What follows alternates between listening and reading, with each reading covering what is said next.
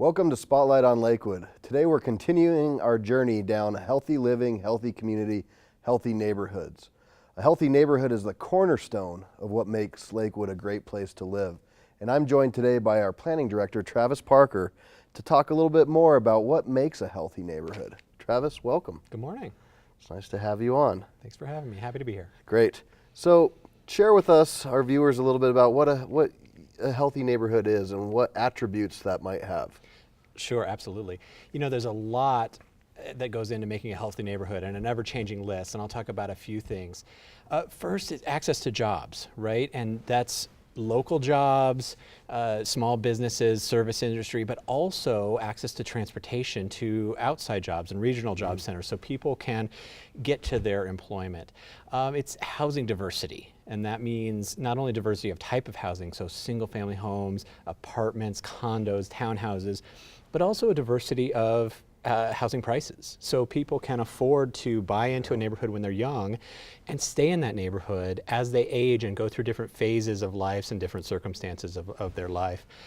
Safety is a big part of it, both perceived and real. So having clear, well-lit walking paths and having people on the street, activity helps make a safer neighborhood. Other things like access to healthy food, obviously. If people can get to produce and other healthy food options in a short walk or a short trip, that makes them more likely to take advantage of those opportunities. Access to recreation, passive and active recreation, rec centers, parks, being able to walk or have a short trip to those opportunities makes people more likely to use them and more likely to be healthy. And finally, I'd say diversity in general is a good thing in neighborhoods. So that, of course, means racial and ethnic diversity, but also diversity of age groups, diversity of income and socioeconomic status, diversity of lifestyle choices. All of these things add to the viability and the success of a good neighborhood. Absolutely. So really all these things contribute to a quality of life, and what the city of Lakewood really seeks in this is what I guess you would call, or planners would call, a complete neighborhood. Mm-hmm, is that absolutely. correct? Yeah. That's exactly right. And complete neighborhood means different things to different people, but all of these things sort of weigh into it. Right. And you know, the city of Lakewood being kind of born in 1969 it was born as a city, but it had already started to develop as a suburb. And so some of the challenges that we have faced is trying to find those connections, right? And trying to, you know, build those walking connections, those fill-in food deserts, things like that. Yeah, given the time and the era and the way that Lakewood developed as sort of bedrooms for Greater Denver, rather than as its own community in the beginning, we have a lot of retrofitting to do to make our own complete neighborhoods rather than being part of a larger complete region, which we are. But our neighborhoods were not developed with a lot of the services, a lot of the food access, a lot of the recreational opportunities that people need and want in their neighborhoods. Yeah, and in some areas, you know, sign of the times, we were built around the car. Yep. So being built around the car doesn't make for great walkability in some areas. That's exactly right. Yeah, and some areas don't want walkability, right? We have some neighborhoods that kind of cherish their non-sidewalk neighborhoods. And sure, don't but want even that. then you'll see people walking along the side of the street, which Right. is good if people need places to go and ways to get from here to there. Yeah, that's great. How can residents help kind of make their neighborhoods more healthy or help move towards a healthy neighborhood?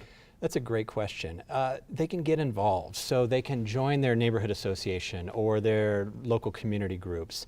They can go out and join their local community garden or start one if there's not one there. They can support initiatives of the type that we're talking about. So initiatives to increase walkability, add sidewalks, add bike paths or multi-use trails. They can talk to their neighbors and their elected officials about the importance of active living and healthy neighborhoods and all of these things that help contribute to that. So that's really, it's cool. That's at the core because our residents have the opportunity to drive their own destiny with these opportunities to move towards what they feel is important to them. And we offer many opportunities in areas for that. Absolutely. I mean, there are programs in the city like the Neighborhood Participation Program where neighborhoods can apply for a grant from the city to complete local projects in their neighborhood. We have the Sustainable Neighborhoods Program where neighborhoods can rely on their own initiative and their own community intellectual resources to complete projects and work towards a more sustainable and livable neighborhood on their own initiative. So there's a lot of ways for people to get involved. And why is it so important to have a healthy neighborhood? Why is that important to cities and communities on a grander scale? Well, if you think about it, cities are defined by their neighborhoods, right? You think about Denver and you think about places like Cherry Creek and Wash Park and Stapleton and Park Hill, and each of those neighborhoods has its own unique identity and contributes to the identity of the city as a whole. The same is true for Lakewood, right? We have strong neighborhoods and we have ways to make them stronger, and we have ways to take other neighborhoods that are less strong and make them more complete and more fulfilled, right? And this not only improves the quality of life for the residents that are in those neighborhoods by giving them more access to activity and food and jobs and services, but it makes those neighborhoods more attractive for new people who are coming to Lakewood or who we want to attract to Lakewood. Definitely, you want to keep vibrancy going. You want new folks moving in. You want to retain that wealth of folks who've been seasoned and lived in our community for a long time, and kind of keep that cycle going. And when you think of Lakewood, I think that we are a city of neighborhoods, and we define ourselves, whether it's Two Creeks, Morris Park, O'Kane, Addenbrook. These are all parks or neighborhoods that have come together, and we're filled with them. So it's a great thing. Yeah. Travis, I want to thank you for everything that you do and your staff in helping make Lakewood the great place it is. And I know it can be sometimes challenging. Change is tough. You deal with a lot of that in your department. So thanks for coming out and sharing a little bit. Thanks for the innovative programs that your group has come up with to help bring neighbors together and keep Lakewood a healthy community. Absolutely. All right.